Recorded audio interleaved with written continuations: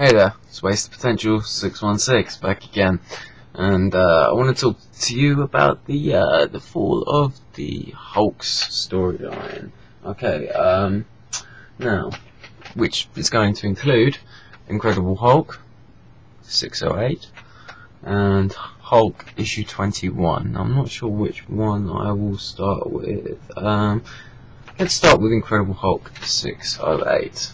Okay. Now it's written by Greg Pak, and he does a good job here. It's this whole storyline. It kind of screams fun and novelty, that sort of thing. It's not. This is just the impression I'm getting. It's not it's not trying to do anything deep or meaningful. It's very comic booky and fanboy, if that makes any sense, that kind of comment, even though it's not really a word. Okay, basically, what's going on? Bruce Banner has assembled his own little group of Avengers, or a few sort of Avengers and a few Hulk supporting cast members. They're challenging the intelligentsia. He's trying to stop their plan, and he's trying to save Betty at the same time.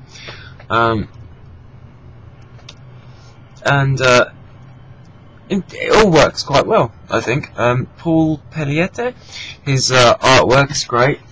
You can't really see it here, but it's really sort of ultra detailed, just nice stuff, nice page layout, a lot of stuff going on, a lot of action, and he does a good job maintaining the action, because there is a lot going on here.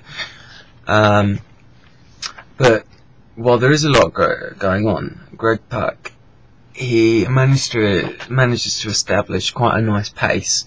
It's a quick pace, but it's not too confusing. Despite the fact that within the storyline,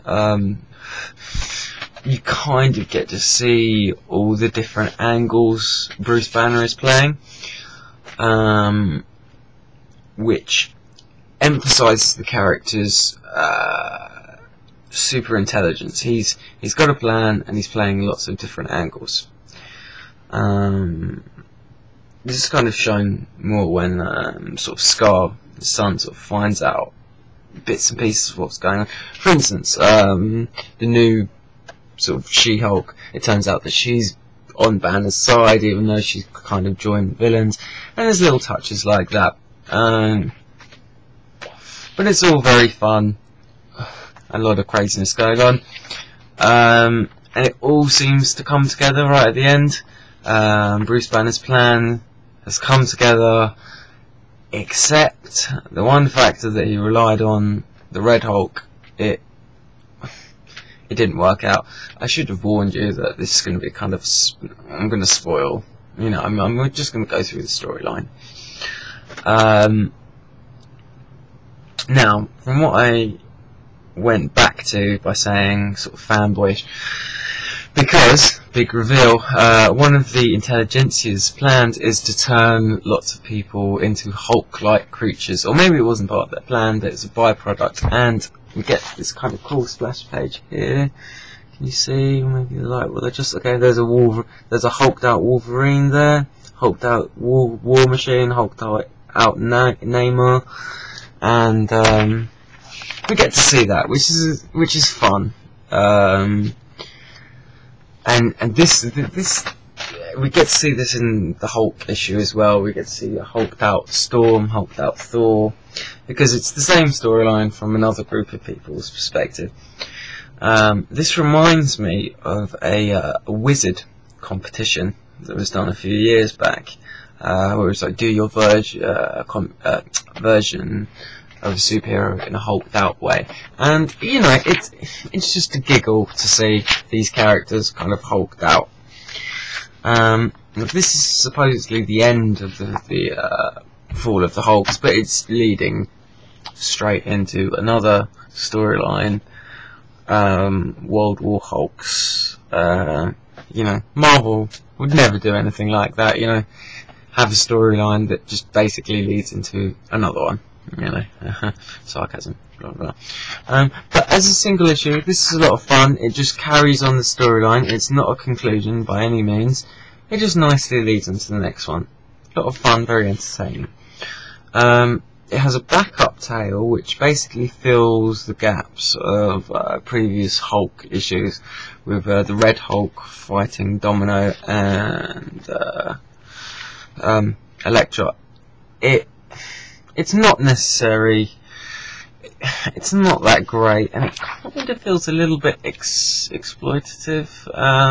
There's a bit where the Red She-Hulk just, you know, hey, I'm just gonna strip Domino naked. I don't know. It kind of exploits sort of like the sexuality of the characters a little bit. I feel a bit silly saying that because you know, when people sort of criticise that in comics, I kind of think they're over exaggerating it a little bit. But in this case, I think it was a little bit blatant. But there you go. But as a whole, this issue was a lot of fun, and I'm once again looking forward to the next issue. Now, so yeah, the downfall of Banner's plan was what happened with the Red Hulk. Now, what happened there? Well, it happens in this. Jeff Loeb and McGuinness. Now, first off, I just want to say I love McGuinness's artwork. He draws a mean Hulk, or a Red Hulk. I just love his artwork, and personally, I say this issue is worth it for his artwork alone. As from Jeff Loeb's point, task in this, he shows Banner and the Red Hulk joining forces, how they did, and then it shows Red Hulk's part of this overall plan. And McGuinness's art is just epic, really nice stuff. I love his style as well. There's a hint of anime there. It's just a lot of fun. We get to see some other Marvel characters involved. Now,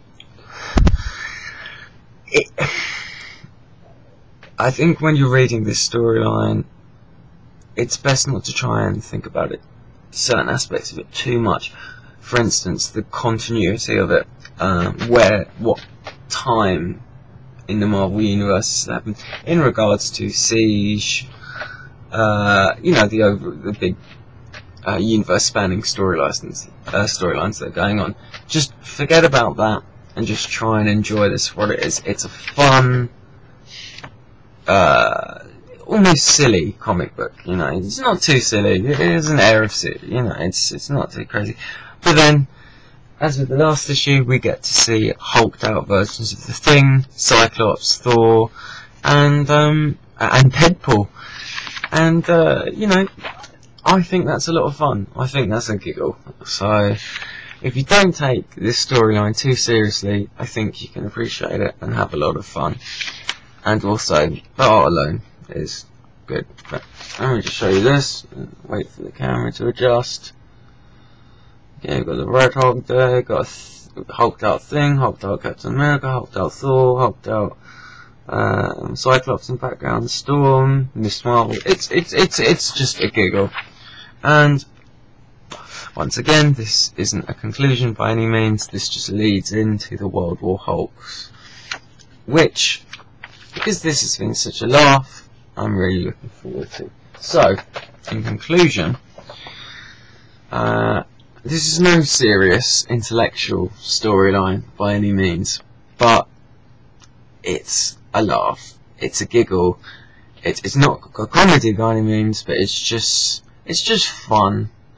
And if you're up for a fun read, and if you're a Hulk fan, you should be reading these, but I'm sure you are already. And yeah, I'm looking forward to the World War Hulks storyline. So there you go.